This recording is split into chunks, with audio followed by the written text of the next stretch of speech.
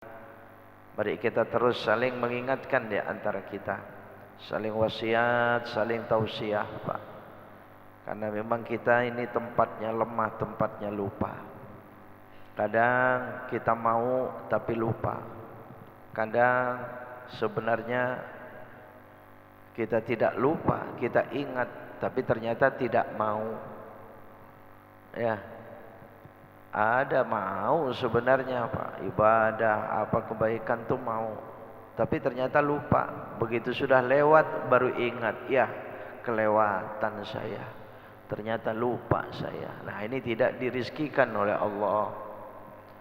Ada lagi sebenarnya nggak lupa, ingat kalau ada majelis taklim, habis subuh di Masjid Al-Ihsan ada hidangan dari Allah. Habis subuh hari Ahad di Al-Ihsan ada taman dari taman surganya Allah. Bisa sebenarnya. Ya ingat bukan lupa tapi tidak mau. Ada enggak yang begitu Pak? Ada juga termasuk orang yang terhalang dari rezeki kemuliaan dari Allah Subhanahu wa taala. Maka mari Bapak Saudara sekalian terus yang demikian. Kenapa? Karena kalau kita ingat tentang bahaya dan selamat, ya sedih dan senang itu ternyata ya ada dua macam Pak. Ada bahaya itu lahir, ada bahaya batin, ada bahaya itu dunia, ada bahaya akhirat. Antara sedih dan senang pun juga demikian. Ada sedih lahir batin, ada sedih dunia, ada sedih akhirat. Tidak jarang di antara kita, masih ada barangkali di antara kita manusia itu yang paling dibela itu, yang paling ditakuti itu bahaya-bahaya dunia. Betul, tapi bahaya akhiratnya kurang dipikirkan Pak. Mungkin ada sebagian orang tidak berarti kita, kalau kita tidak tampak semacam itu Pak. Siapa yang tidak takut dengan bahaya? Ya, semua kita akan berjuang, berusaha supaya terhindar dari bahaya itu. Sekalipun kalau memang takdir Allah, ya mungkin terjadi. Tapi dengan doa dan ibadah, munajat, zikir kita, sekalipun terjadi barangkali ringan. Atau kita yang dikasih kekuatan oleh Allah sehingga kita tidak binasa dengan takdir buruk itu. Hadirin rahimakumullah. Kalau namanya pembelaan, saking takutnya dengan bahaya-bahaya dunia, bayar mahal. Itu orang yang mempelajari ilmu persilatan itu Pak. Ada ya? Iya, orang yang belajar ilmu silat. Ada laki, ada perempuan. Wow, hebat itu bisa memiliki ilmu semacam itu. Apa saja itu nama-namanya, perguruan persilatan itu Pak. Lah itu dalam rangka pembelaan dirinya, yang dibela dunia atau akhirat itu? Yang dibela dunia atau akhirat itu? Ya dunia Pak. Ibu rahimakumullah. Sah-sah saja silakan, bukan berarti dilarang. Tapi pertanyaannya pembelaannya tentang akhiratnya, bahaya akhiratnya seperti apa? Iya, sudahkah dia belajar persilatan untuk menghadapi akhirat? Wah, ya, silat kok menghadapi akhirat itu gimana, Pak? Berapa harta yang dia keluarkan hanya untuk mempelajari ilmu-ilmu pembelaannya terhadap dunia. Kalau nanti ketemu musuh, ya dipukul dari arah kanan, begini caranya. Kalau dari kiri begitu, kalau dari depan, dari belakang, kalau begini, wah ilmunya sangat luar biasa. Dia kuasai beberapa macam jurus. Wah, jurus apa itu Pak? Ya Allah, ini semua, dan dia bayar mahal. Sampai kadang-kadang, ya Rab, mulai juban bukan cuma dalam negeri, sampai ke luar negeri pun dituntut itu ilmu-ilmu semacam itu. Ada lagi tujuannya hanya untuk mengikuti turnamen, lomba-lomba yang dijanjikan dengan hadiah besar. Kalau dia bisa juara, oh menyenangkan. Ini yang demikian ini pembelaan terhadap bahaya-bahaya dunia. Sedangkan bahaya ada dua. Ada bahaya dunia, ada bahaya akhirat. Hadirin rahimakumullah. Oleh karena itu tidak ada lain menghadapi bahaya akhirat itu. Untuk selamat daripada bahaya akhirat itu adalah takwa kepada Allah Subhanahu wa ta'ala. Iman dan takwa. Nah, itulah kita semua insyaallah. Iman kita bagus, takwaan kita bagus. Makanya kita insyaallah selamat dunia, selamat akhirat. Sementara Bapak Saudara sekalian, kalau kita teringat lagi waktu yang diberikan oleh Allah pada kita, tidak ada yang tahu sampai berapa lama lagi dari saat ini, Pak. Apalagi lihat itu mendadaknya kematian yang datang kepada kita, umat manusia. Selama ini berapa kali kita menyaksikan seperti itu. Iya, pagi hari masih bersenda gurau, sore hari sudah menjadi jenazah. Pagi hari berangkat dalam keadaan sehat, pulang sudah menjadi mayat. Berapa banyak yang semacam itu. Dia tidak mengira sebenarnya itu. Tidak sadarnya. Kalau kita tidak sadar dengan tidur, kalau kita tidak sadar dengan tidur, bangun dari tidur, oh masih sama seperti sebelum tidur. Masuk kamar, tidur, tidak sadar, bangun dari tidur, masih di dalam kamar, sama dengan sebelum tidur. Coba kalau al-mautu ya'ti baghtatan, kalau mati itu datang tiba-tiba, maka dia masuk ke dalam kamar, kemudian dia tidur, dia tidak sadar, ternyata roh tidak dikembalikan oleh Allah, dia tidak bangun di dalam kamar. Di mana bangunnya? Di alam kubur. Baru dia sadar, oh saya mati, oh saya meninggal. Hadirin rahimakumullah. Makanya tazawwad minat taqwa. Syair ba'dul hukama itu, tazawwad minat taqwa fa innaka la tadri idza janna laylun hal ta'ishu ilal fajri. Perbanyaklah bekal ketakwaan kepada Allah, ibadah-ibadah dan kesalehan, ketaatan kepada Allah. Fa innaka la tadri, sesungguhnya engkau tidak pernah tahu. Idza janna lailun, apabila malam telah gelap, hal ta'ishu ilal fajri, apakah engkau pasti akan hidup sampai besok fajar? Tidak ada yang bisa menjamin, tidak ada yang tahu.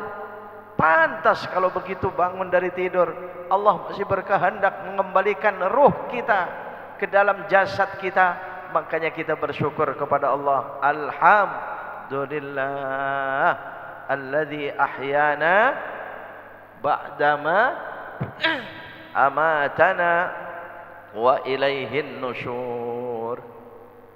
Ya.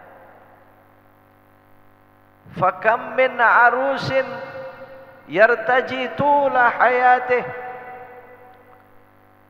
wa qad istu'iddat qabrahu wa yadkhulu dhulmatal qabri, ay kama qala. Berapa banyak pengantin baru, Pak, pengantin baru saja menikah, di pagi hari menikah, sore hari dia sudah masuk kegelapan kubur. Begitu dalam syair ini. Orang kadang-kadang ya Allah baru akad nikah, dalam perjalanannya kecelakaan, meninggal. Nggak mengira dia. Ya, jangankan dianya, orang lain pun tidak mengira, Pak. Fakam mim fatan yumsi wa yusbihu sahiya wa qad nusijat akfanuhu wa huwa la yadri. Berapa banyak dari pemuda tentu masih berharap dia akan panjang umurnya. Kalau pengantin baru, panjang jodohnya. Waqad nusijat akfanuhu wa huwa la yadri, sore hari ternyata sudah disiapkan kain kafannya, wa huwa la yadri, dia tidak tahu. Makanya pantas Bapak Saudara sekalian rahimakumullah, doa ijazah Nabi sallallahu alaihi wasallam itu luar biasa ya. Setiap saat kita mengaminkan doa orang yang berdoa, dan redaksinya pun itu Nabi mengajarkan itu ya, itu dengan redaksi secara umum. Semua kita hafal doa itu dan setiap saat kita mengaminkan. Imam kalau sudah memimpin salat biasanya ketika zikir doa, apalagi di acara-acara ya kematian dan sebagainya, itu selalu saja kita dengar doanya. Pantas, itu luar biasa. Allahumma inna nas'aluka salamatan fid din wa afiatan fil jasad. Ya Allah, kami mohon kepada Engkau ya Allah, ya, afiatan fil salamatan fid din. Pertama yang dipikirkan din, agama kita, akhirat kita. Selamatkan agama kami ya Allah, selamatkan akhirat kami ya Allah. Karena kalau yang lain-lain itu selamat, apalah arti selamat tapi agamanya tidak selamat, akhiratnya yang tidak selamat. Makanya pantas penting sekali, nas'aluka salamatan fid din. Salamatan fid din itu semua syariat dalam agama yang diajarkan kepada kita menjadi selamat. Selamat salat kita, selamat puasa kita, selamat semua ibadah kita, selamat kesalehan kita. Itu namanya salamatan fid din. Selamat dari fitnah lisan kita, fitnah mata kita, fitnah telinga kita. Terus itu salamatan fid din. Selamat dalam rezeki kita, jangan sampai ketemu rezeki haram. Itu salamatan fid din. Dan jangan dikeluarkan rezeki kita dengan cara yang haram. Itu salamatan fid din. Selamat lagi dalam keseharian kita, pergaulan kita. Selamat dalam bertetangga, selamat dalam bersaudara, selamat dalam bersahabat. Semua itu salamatan fid din. Begitu sangat luas. Ternyata hadirin rahimakumullah, permintaan yang sangat singkat ini bermakna dunia dan akhirat. Hanya dengan kalimat Allahumma inna nas'aluka salamatan fid din. Masih diminta lagi, kita minta kepada Allah wa afiatan fil jasad. Ini penting. Ya Allah, afiahkan, selamat. Sama itu, afiah itu selamat juga Pak, cuman lebih identiknya kepada kesehatan. Makanya orang suka menggabungnya dengan kalimat sehat. Semoga kita sehat, afiah. Padahal ya betul, sehat itu, afiah itu pasti sehat. Sehat ya belum tentu afiah. Afiah mencakup seluruh selamat dan kesehatan. Itu keselamatan dan kesehatan. Wa afiatan fil jasad. Afiah fil jasad ini yang kita minta itu lahir batin. Bukan cuma ya betul kalau ada penyakit, lagi sakit, wah kita menangis mohon pada Allah wa afiatan fil jasad. Wa afiatan, entah jasad yang mana, dari ujung kepala sampai kaki, sehatkan ya Allah, selamatkan ya Allah. Tapi bukan cuma lahir. Karena afiah itu bisa dunia akhirat. Afiah itu bisa lahir dan batin. Kalau cuma afiah selamat lahir, kemudian batinnya berbahaya, tidak akan bermakna apa-apa. Iya, berapa banyak orang yang sehat jasmaninya tapi rusak dan sakit rohaninya. Nah, inilah dikatakan dalam ayat Allah fi qulubihim maradun. Ada penyakit di dalam hatinya itu. Wa afiatan fil jasad. Terus apalagi pemintanya Pak? Wa afiatan fil jasad wa ziyadatan fil ilmi. Ya, wa ziyadatan fil ilmi. Nah ini Pak, ya Allah tambahkan terus kepada kami ilmu. Tapi datang ke pengajian, loh mintanya ziyadatan fil ilmi, ada pengajian, tidur di rumah, nggak pernah berangkat Pak, nggak pernah kumpul. Wa ziyadatan fil ilmi, ya Allah tambahkan ilmu, banyak buku-buku, kitab-kitab, buka, baca. Kalau kita baca Quran, jangan cuma monoton bacaannya itu ya, ayatnya saja, kaji itu Al-Quran. Itu yang paling afdal Pak. Bapak Ibu saudara sekalian, sekarang ilmu ya Rab, beda dengan zaman dulu. Zaman dulu itu kita mencari ilmu.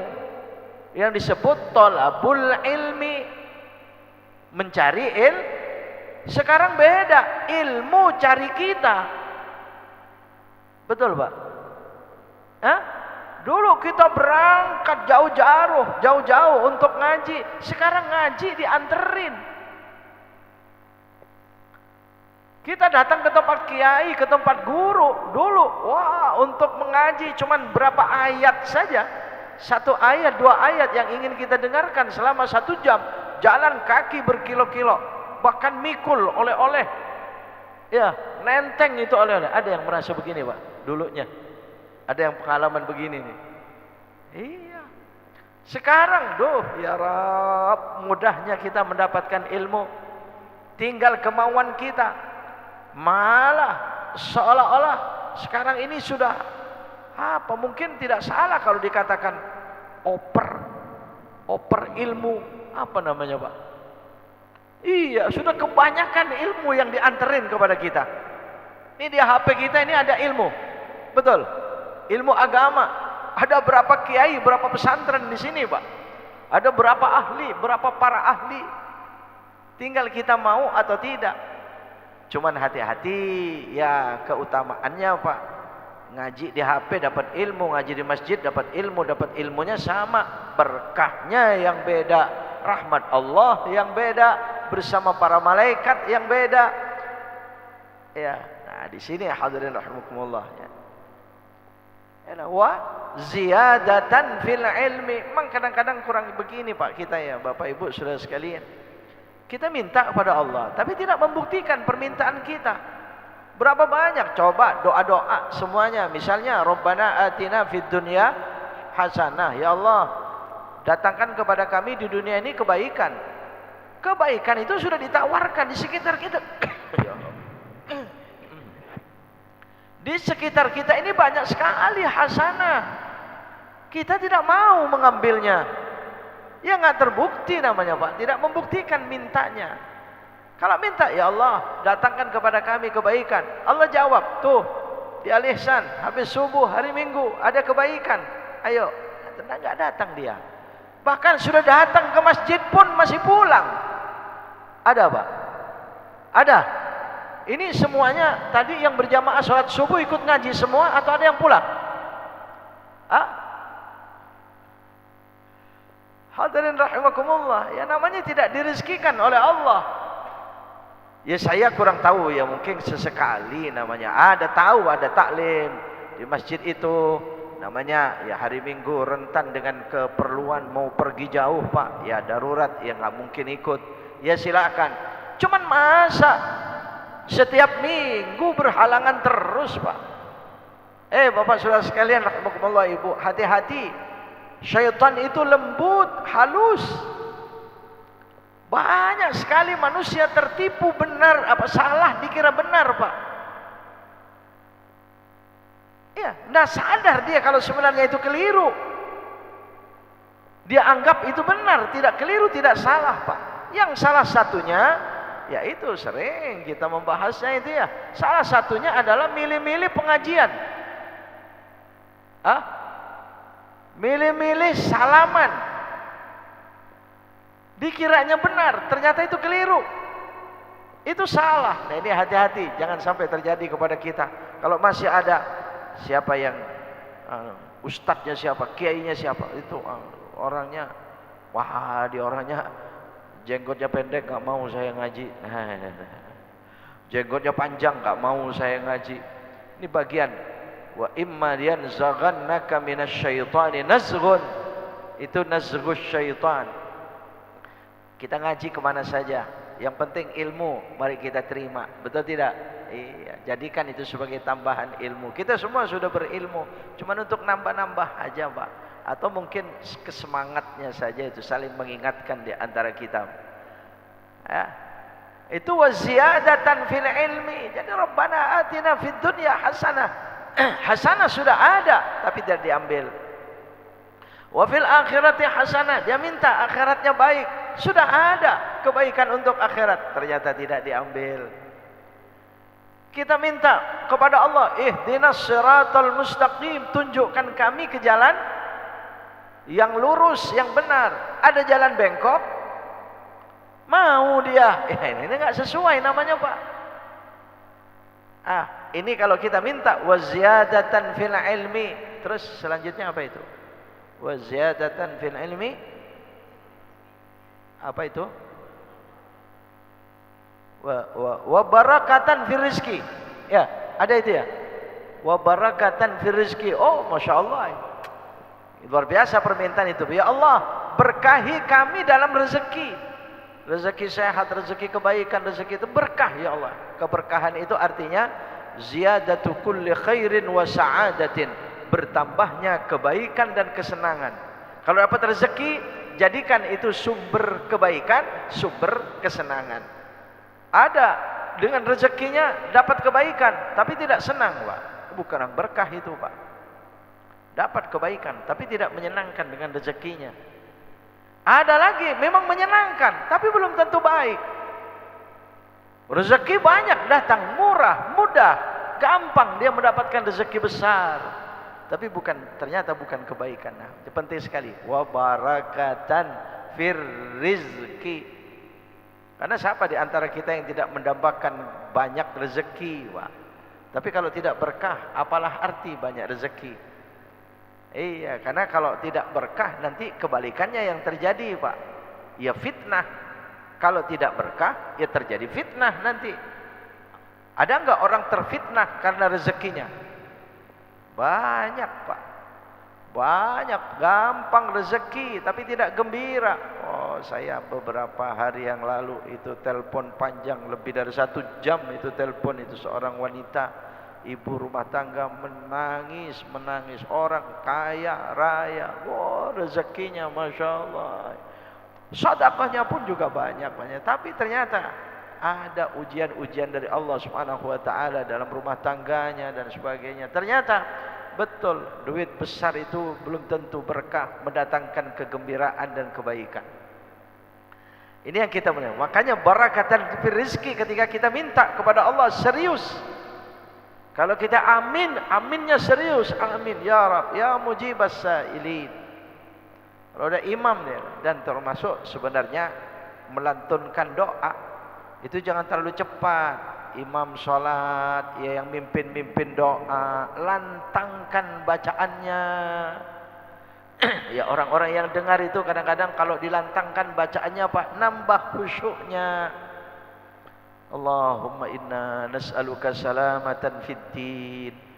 Amin. Kita sambil memahami, sambil tafahum kita.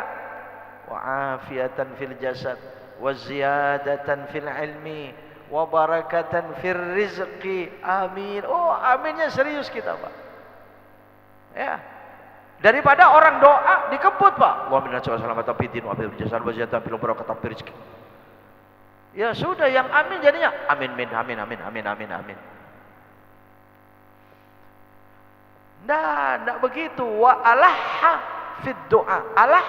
Alaha itu kayak orang memaksa, kayak orang merayu kepada Allah Subhanahu wa taala. Itu harusnya orang doa sambil wa antum muqinuna bil ijabah. Engkau pada saat itu yakin bahwa doa itu akan diijabah oleh Allah.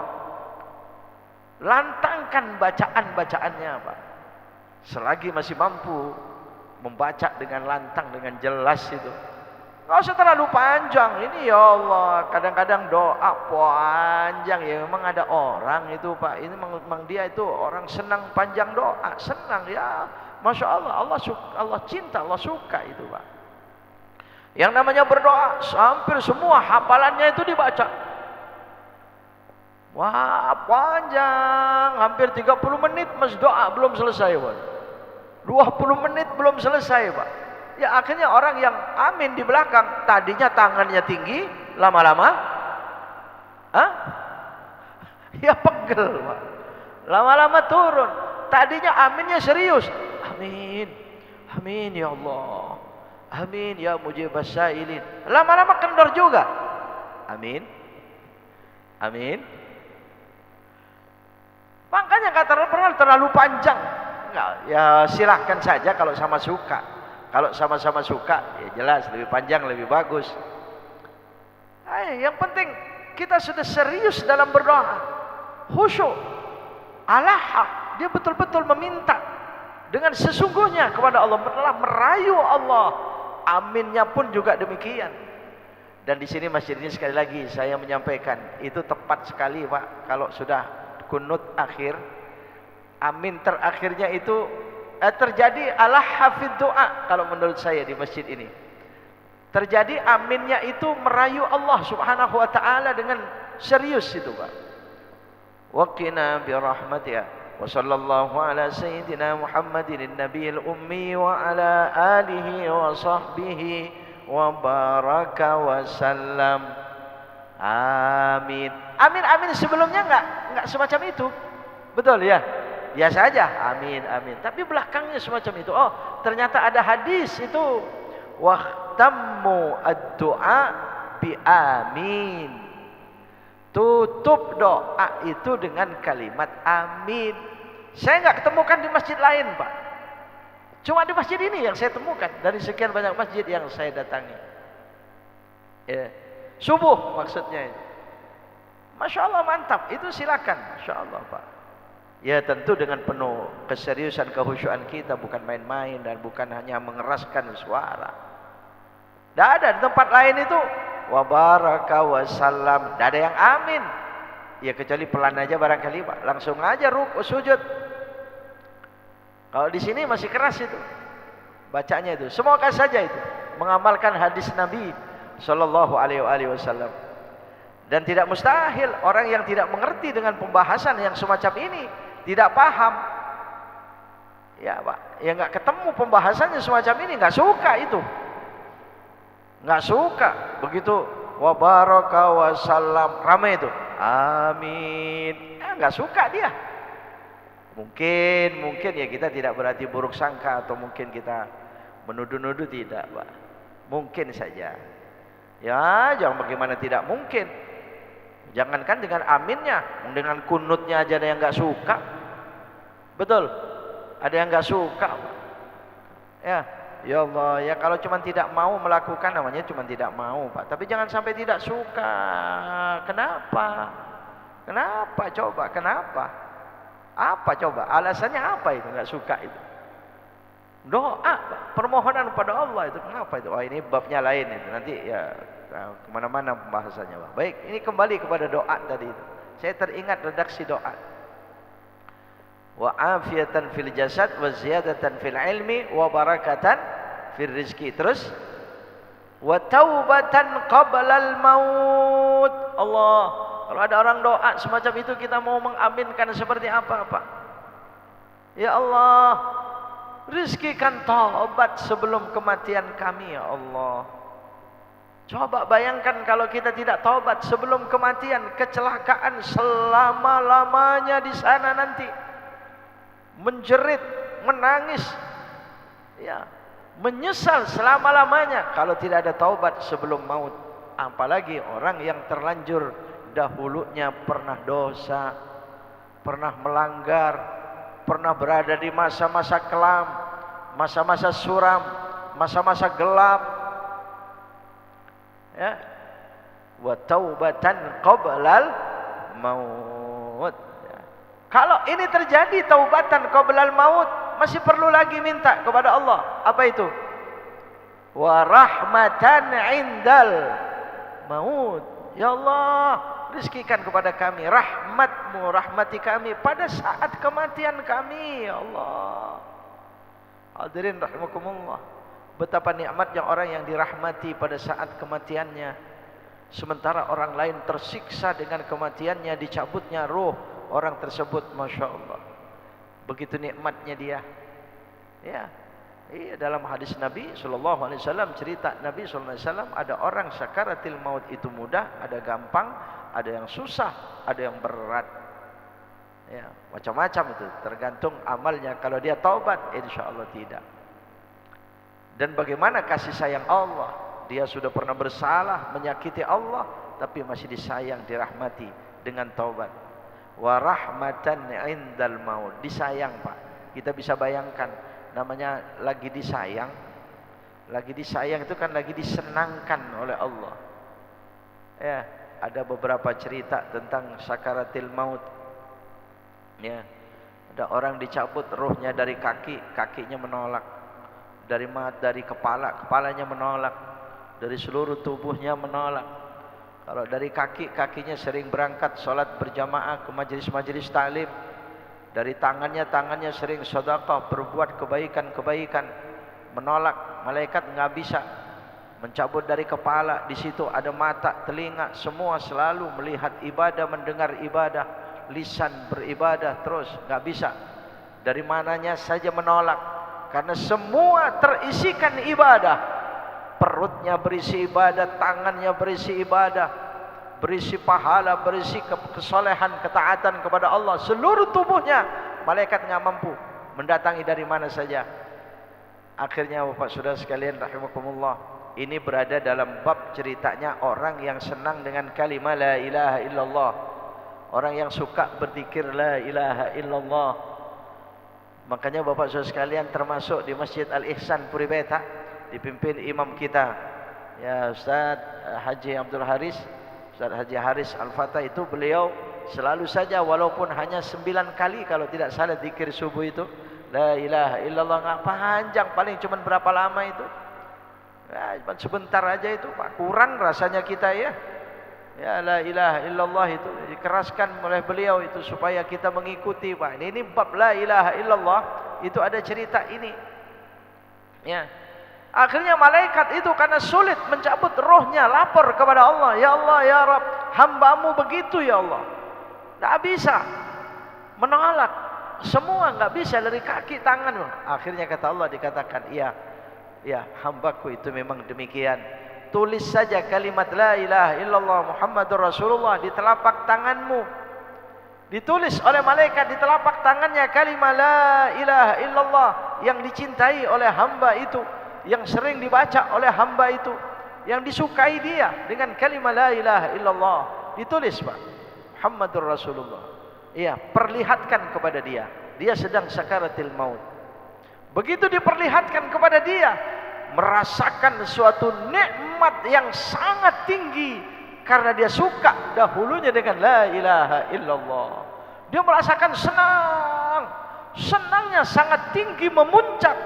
Hilanglah, keluarlah ruhnya bersamaan dengan senangnya memandang la ilaha illallah di telapak tangan malaikat. Senyum dia, meninggal dia dalam keadaan husnul khatimah ya Rabb.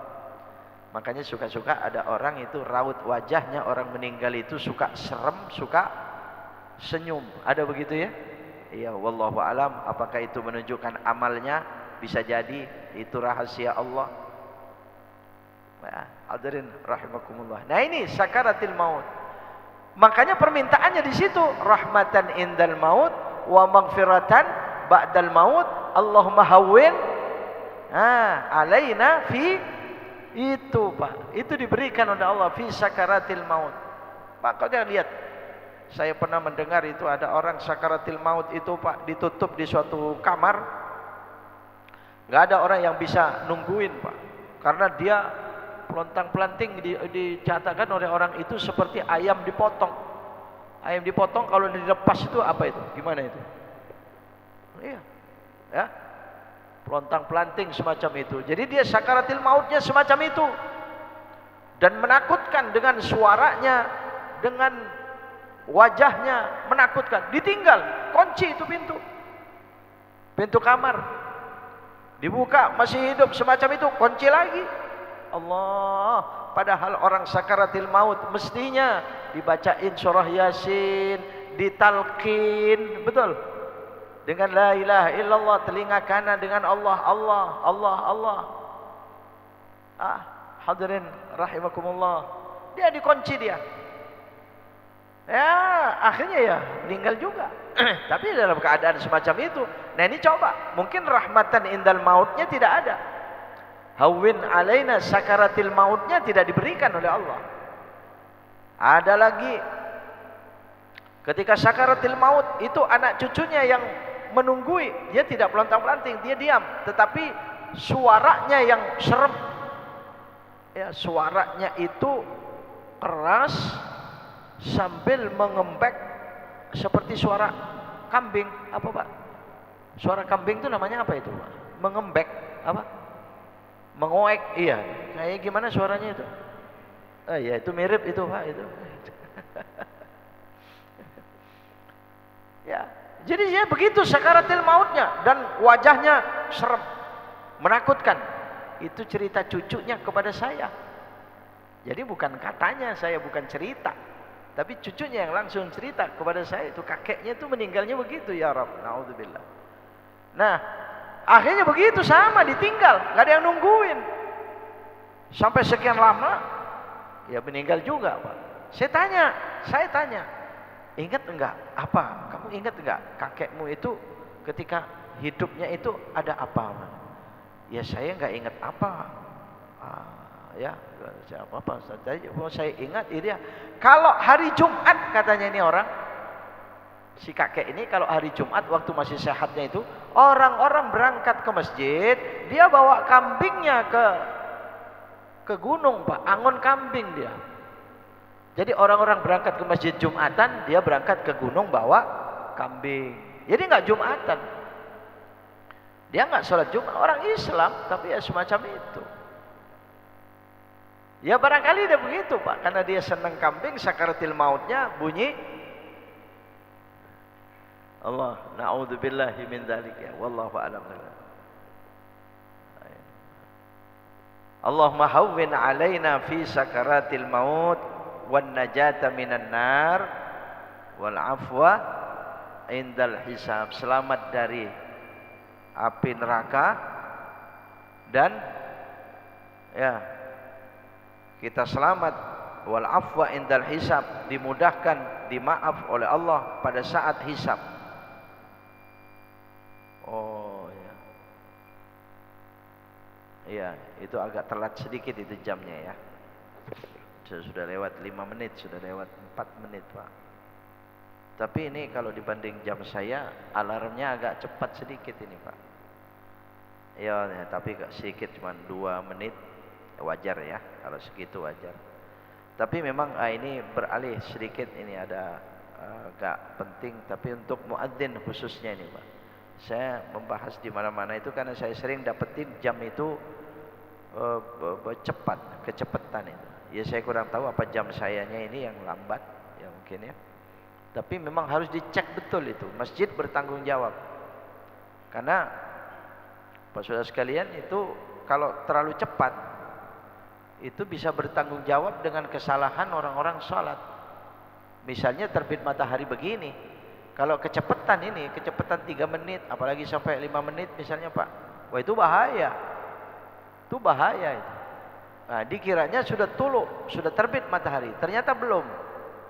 Begitu maju 5 menit, dikiranya sholat isyraq, ternyata belum. Pada saat itu tulu, masih terbit matahari. Kalau ada orang sholat, itu haram sholatnya. Itu sholatnya haram, bukan berpahala, malah berdosa. Gara-gara ikut jam ini, ya siapa yang tanggung jawab? Ya jam. Ya pengurus masjid kalau di masjid itu Pak. Muadzin kalau dia terlalu cepat adzannya. Bisa semacam itu, makanya setiap saat cek itu jam. Ini cocok apa tidak cocoknya? Mungkin membandingkan beberapa jam yang lain barangkali Pak. Ya mungkin di masjid-masjid sudah dilakukan begitu. Tapi kalau terjadi begitu itu bahaya. Sebelum masuk waktu maghrib sudah adzan.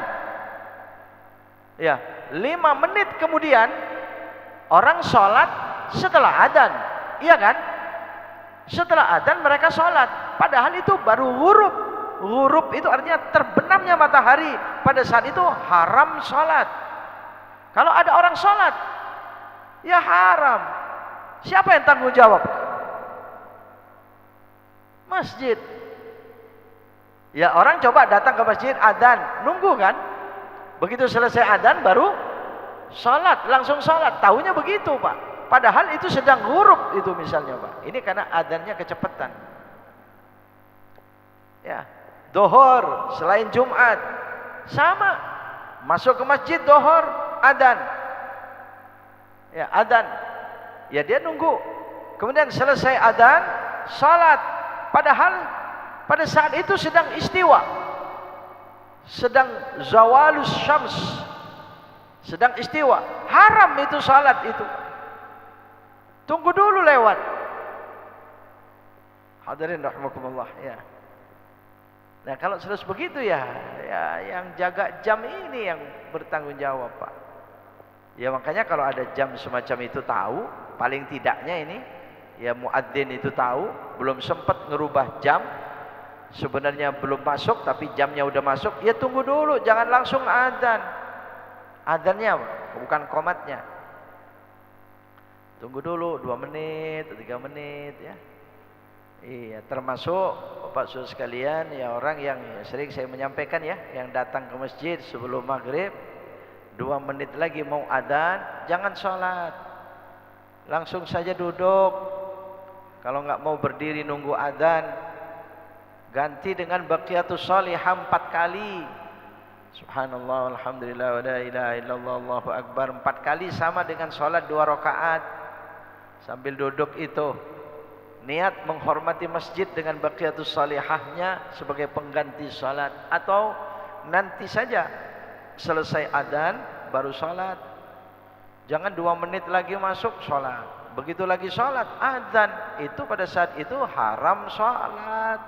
Kalau ternyata terjadi begitu karena kurang perhatian terhadap jam, batalin sholatnya, Pak. Iya, jadi ini kadang-kadang masuk masjid sholat, masuk masjid sholat, masuk masjid sholat, nggak perhatian sama jam. Coba kalau terjadi semuanya, kita nggak tahu persis terbitnya matahari itu seperti apa. Patokannya ya ini aja, kita yakinnya alarm kita, jam kita. Terbitnya matahari, istiwa selain Jumat, itu kita yakinnya tahunya, Pak. Makanya ada ijtihad. Ya, wajib hukumnya ijtihad fil waqti, tentang waktu sholat itu wajib hukumnya, Pak. Takut terjadi semacam ini. Ya, jangan setiap masuk masjid langsung sholat, lihat jam dulu. Ya, hati-hati dengan pembahasan yang begini. Kalau sholat yang ada sebab itu dibolehkan. Ada yang bahas begini, Pak. Ini ada ini. Jadi di waktu-waktu yang dilarang sholat, kalau sholat ada sebab, seperti orang masuk masjid, itu ada sebab.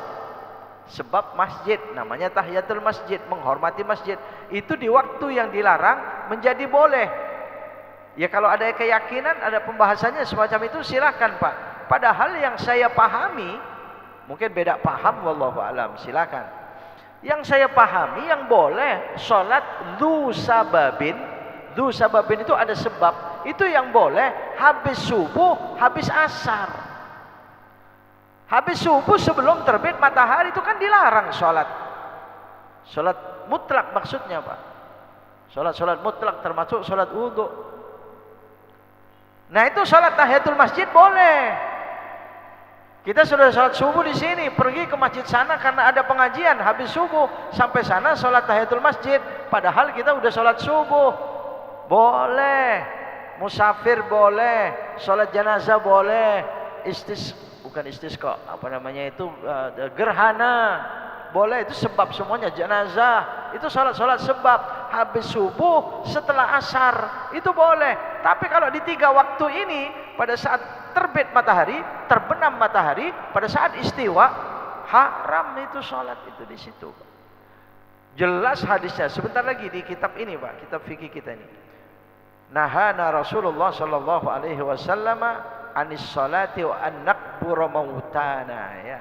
Sering saya membahas itu, mengingatkan karena saking banyaknya saya lihat itu masuk masjid sholat, masuk masjid sholat. Nah, ini di mana ini kok? Penjelasannya dari mana itu, Pak? Ya kalau saya tidak meyakini kebenaran itu, ya saya tidak melakukan. Ya saya lebih baik berhati-hati nanti sajalah setelah saya adzan. Ya kalau selesai adzan, insyaallah itu sudah oleh matahari sudah lewat, itu sudah 5 menit sudah. Ya kalau masih mau tahiyatul masjid, ya berdiri aja dulu, jangan duduk. Kalau duduk gugur sudah tahiyatul masjidnya. Baik Bapak Saudara sekalian, mungkin saya cukupkan sekian, takut masih ada pertanyaan. Masya Allah, saya tidak berarti sengaja dari sebelumnya ingin membahas kajian ini, Pak. Dari doa tadi, semoga ini rezeki dari Allah Subhanahu wa taala menjadi nasihat untuk saya dan kita semuanya. Yang saya inginkan melanjutkan fikihnya, nggak kena lagi Pak, mohon maaf ya. Mungkin pertemuan berikut Allah. Atau mungkin sesekali Bapak Saudara sekalian ada request dari pengurus atau mungkin dari jamaah supaya dibahas tentang apa, termasuk pertanyaan itu bagus itu kalau pakai kertas, pakai tulisan aja ya, pakai tulisan. Jadi sampai di meja saya ini dari kemarin, dari kapan mungkin ya silahkan. Bukan berarti saya siap menjawab seluruhnya, tapi ya yang saya mampu saya jawab. Ya, cuman kadang-kadang yang saya inginkan saya mendapatkan ilmu dan pertanyaan itu penting memang kadang-kadang dan dibutuhkan. Silakan. Tetapi ternyata kadang-kadang suka bersifat rahasia. Pertanyaannya itu rahasia. Kalau bertanya langsung malu. Ya sudah pakai kertas saja, nggak usah pakai nama.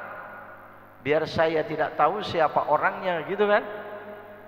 Ya, apa namanya, surat kaleng, gitu ya. Jadi pertanyaan itu ya, nggak apa-apa, silahkan. Atau sampaikan kepada pengurus. Ini Pak, ada orang nitip pertanyaan, gitu ya. Sampaikan pada pengurus, disampaikan ke ini Pak, setiap taklim kepada para narasumber di sini, para ahli yang hadir.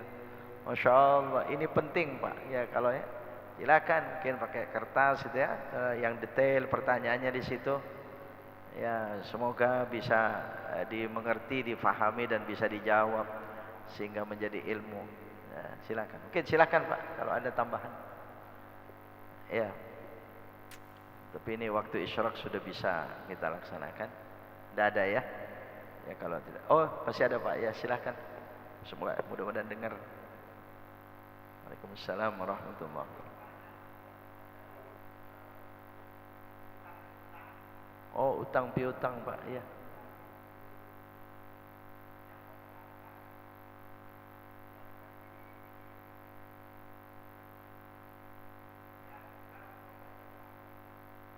Ya.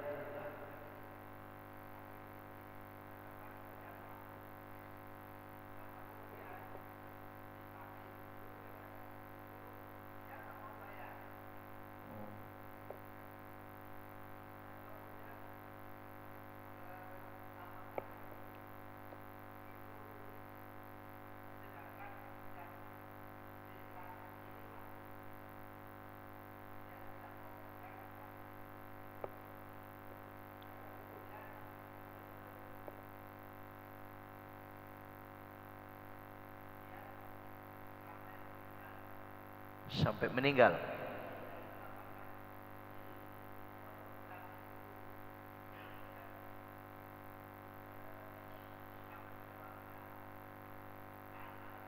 Iya.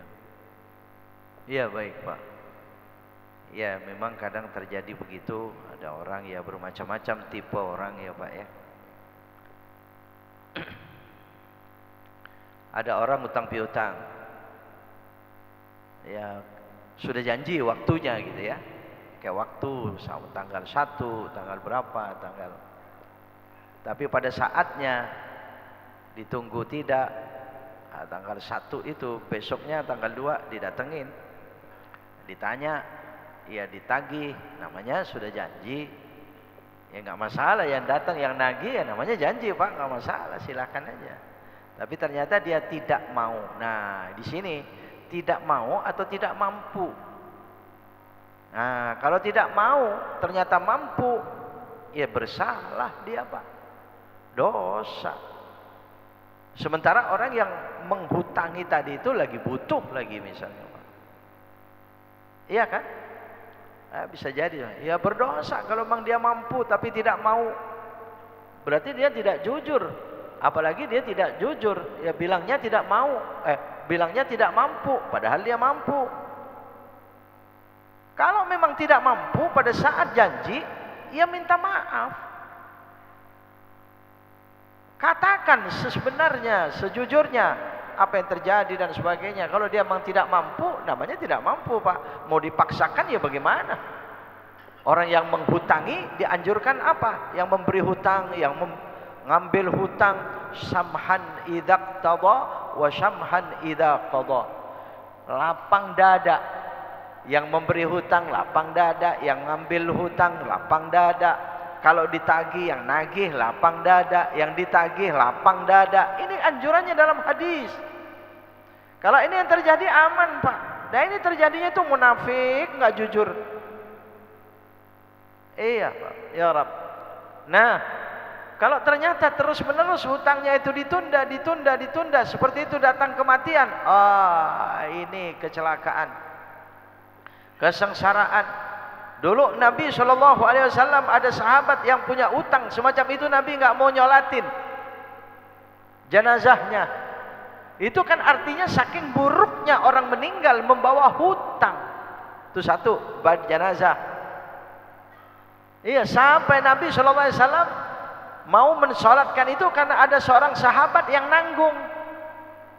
Ya kalau ada yang nanggung, baik ya Rasulullah, saya yang nanggung hutang orang ini. Sahabat pada saat itu, Pak, sahabat Nabi itu memang begitu, ya Rab. Itu persaudaraan satu sama lainnya itu luar biasa, Pak. Nih keluar sedikit dari pertanyaan ini, Pak. Saya teringat dalam suatu riwayat, sahabat Nabi itu kalau habis maghrib tidak pulang sampai isya, menunggu isya, kan ngobrol-ngobrol. Itu di antara obrolannya ada yang bilang, saudaraku, sahabatku, saya bersyukur hari ini mendapatkan rezeki dari Allah, itu cukup. Sebenarnya saya hari ini kebutuhan saya itu 200.000. Ternyata saya dapat rezeki 300.000. Ini hari ini saya punya sisa 100.000. Silahkan, siapa di antara kalian yang mau memanfaatkan 100.000 ini? Allah, ada enggak sahabat di Al-Ihsan Puri Beta ini begini, Pak? Hah? Jangan-jangan sebaliknya, jangan ngomong-ngomong. Itu sahabat Nabi. Makanya ada orang yang meninggal membawa hutang. Kemudian yang lain tahu, Nabi bilang nggak mau, Nabi menyolatkan. Akhirnya sahabat ditanggung. Ya Rasulullah, saya yang membebaskan. Kasihan dia ya Rasulullah, saya yang nanggung. Ya, baru Nabi mau mensolatkan itu. Itu kan saking buruknya orang meninggal bawa hutang. Oleh karena itu ahli waris yang seharusnya menanggung kalau mampu. Ya kalau ahli warisnya mampu, Pak. Tapi itu makanya itu benar itu. Saudara-saudara, ya mohon dimaafkan orang tua kami dan mohon kiranya kalau ada utang piutang, begitu kan biasanya itu ada sambutan begitu. Nah itu tepat sekali, itu betul sekali itu. Dan itu kalau dilakukan oleh ahli waris anaknya, itu bagian daripada birrul walidain yang sangat tinggi. Ba'da mautihima, setelah meninggalnya kedua orang tua. Artinya wa infadu ahdihima, ahli warisnya itu menyelesaikan janjinya. Ada yang janji apa dia? Hutang itu kan janji namanya. Hutangnya diselesaikan, janjinya diselesaikan. Kalau ada nazar dilaksanakan. Itu infadu ahdihima. Jadi kalau ada orang yang memberi hutang itu datang kepada ahli warisnya, masih benar, Pak. Ya dulu bapakmu tuh punya hutang, dulu ibumu punya hutang. Ini dia tanda tangannya, misalnya begitu. Ada saksinya, ada apa dan sebagainya, Pak. Iya ya Rab, makanya ya Allah, hutang itu ya kita mohon sampai ada ijazah doa dari Nabi SAW supaya selamat dari hutang. Ya, jadi ahli waris betul. Hanya saja penagih dianjurkannya lapang dada. Ya paling di situ, Pak. Baik, Pak. Diikhlaskan. Oh, Masya Allah. Ya, utang-utang diikhlaskan. Itu lebih tinggi nilai pahalanya daripada sedekah biasa. Ya, kita menolong. Pertama nih, menolong orang yang mau pinjam, meminjamkan kepada orang yang pinjam. Itu nilai pahala sedekahnya lebih tinggi daripada kita sedekah biasa. Padahal sedekah biasa saja coba lihat itu akan menurunkan rezeki dari langit. Allah berikan ganti yang lebih besar. Tapi kalau dengan cara dipinjam, ada orang minjem itu butuh, Pak. Kalau kita cuma memberi sedekah, belum tentu sebutuh orang yang mau pinjam. Makanya kalau ada yang datang mau pinjam, ya jangan ditolak kalau memang bisa. Itu nilai sedekahnya lebih tinggi. apalagi dibebaskan. Wah, jangan khawatir, Allah pasti akan ganti itu, Pak. Ma ahsana abdun sadaqatahu illa ahsanallahu khilafatahu. Tidaklah seorang itu membaguskan sedekahnya kecuali Allah pasti membaguskan gantinya. Diikhlaskan, betapa senangnya dia. Orang di alam kubur lagi. Masya Allah, hal jazaul ihsan illal ihsan, akan kembali kepada orang itu. Kalau itu bisa semacam itu ya. Makanya lapang dada itu sangat luar biasa dalam kehidupan ya. Ya, menjadikan ketentraman, kedamaian, ketenangan.